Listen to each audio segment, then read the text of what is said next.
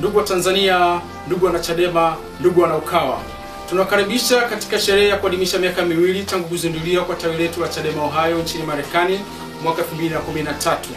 Shughuli itafanyika katika viwanja vya Sharon Park kuanzia saa 8 mchana siku ya Jumamosi na shughuli nyingine kuendelea usiku kuanzia saa 4 usiku mpaka asubuhi. Chadema Ohio, kama ilivyo matawi mengine ya vyama vya siasa, kazi yetu kubwa ni kusimamia na kuzisambaza sera za chama, muono na mtazamo wa chama.